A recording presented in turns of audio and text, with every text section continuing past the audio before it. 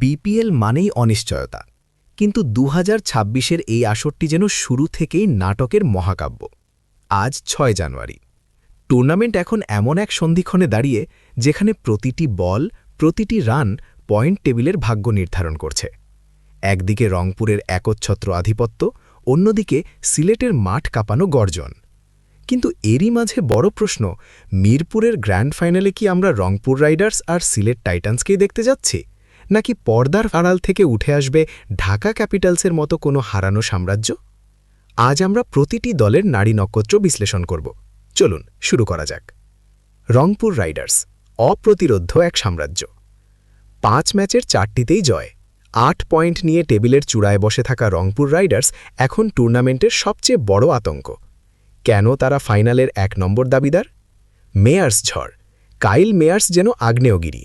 গত সোমবার চট্টগ্রাম রয়্যালসের বিপক্ষে তার ২৫ বলে ৫০ রানের বিধ্বংসী ইনিংস বলে দেয় তিনি একাই যে কোনো বোলিং অ্যাটাক ধসিয়ে দিতে পারেন।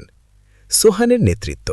নুরুল হাসান সোহান এবার ফিল্ডিং প্লেসমেন্ট আর বোলার পরিবর্তনের ক্ষেত্রে যে মুনশিয়ানা দেখাচ্ছেন তা বিশ্বমানের। মুস্তাফিজের কামব্যাক।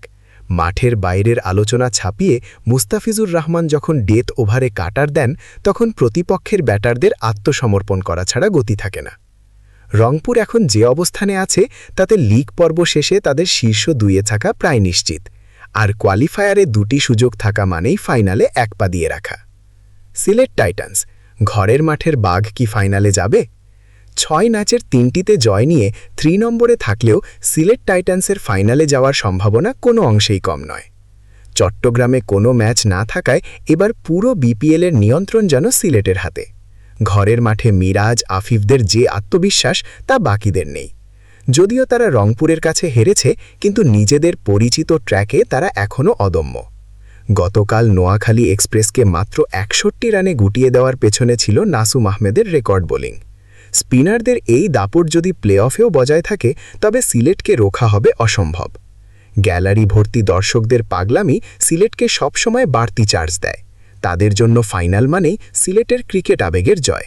বড় টুইস্ট, ঢাকা ক্যাপিটালসের মিরপুর মিশন। এখন আসা যাক টুর্নামেন্টের সবচেয়ে আলোচিত প্রসঙ্গে, ঢাকা ক্যাপিটালস।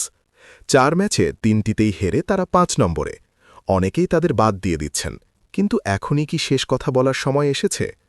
বিপিএলের আসল লড়াই শুরু হবে মিরপুরের শেরে বাংলা স্টেডিয়ামে। ঢাকা এখনও নিজেদের হোম গ্রাউন্ডে একটি ম্যাচও খেলেনি। ১৫ই জানুয়ারি থেকে যখন মিরপুর পর্ব শুরু হবে, তখন চেনা কন্ডিশনে ঢাকা কি অবিশ্বাসপূর্ণ প্রত্যাবর্তন ঘটাবে? তাসকিন আহমেদ, মোহাম্মদ সাইফুদ্দিন আর মোহাম্মদ মিথুনদের নিয়ে গড়া এই দলটির শক্তিমত্তা নিয়ে কোনো সন্দেহ নেই। তারা যদি মিরপুরে টানা ৪টি জয় পায়, তবে রংপুর বা সিলেটের ফাইনালের স্বপ্ন ভেঙে চুরমার হয়ে যেতে পারে। রংপুর বনাম সিলেট ফাইনালের পথে আরও ২টি শক্তি কাটা হল চট্টগ্রাম রয়্যালস এবং রাজস্বী ওয়ারিয়ার্স। নিজেদের মাঠ না থাকলেও ৩ জয় নিয়ে ২ নম্বরে আছে চট্টগ্রাম। নাঈম শেখ আর অ্যাডাম রোসিন্টনের ওপেনিং জুটি বর্তমানে আসরের সবচেয়ে ধারাবাহিক জুটি। তাদের নেট রান রেট +1.116 অনেক শক্তিশালী। রাজস্বী ৩ জয় নিয়ে ৪ নম্বরে থাকলেও তারা রংপুরের মতো শক্তিশালী দলকে সুপার ওভারে হারিয়েছে। শান্তর নেতৃত্ব আর রিপন মণ্ডলদের লড়াকু বোলিং রাজস্বীকে যে কোনো সময় শীর্ষ ৩-এ নিয়ে আসতে পারে। ৬ জানুয়ারির পয়েন্ট টেবিল এক নজরে। রংপুর রাইডার্স ৫ ম্যাচে ৪ জয়, ৮ পয়েন্ট, এনআরআর +0.702। চট্টগ্রাম রয়্যালস ৫ ম্যাচে ৩ জয়, ৬ পয়েন্ট, এনআরআর +1.116। সিলেট টাইটান্স ৬ ম্যাচে ৩ জয়, ৬ পয়েন্ট, এনআরআর +0.402। রাজস্বী ওয়ারিয়ার্স ৪ ম্যাচে ৩ জয়, ৬ পয়েন্ট, এনআরআর +0.145। ঢাকা ক্যাপিটালস ৪ ম্যাচে ১ জয়, ২ পয়েন্ট, এনআরআর -0.754। নোয়াখালী এক্সপ্রেস ৪ ম্যাচে ০ জয়, ০ পয়েন্ট, এনআরআর -2.131। শেষ হাসি কার মুখে?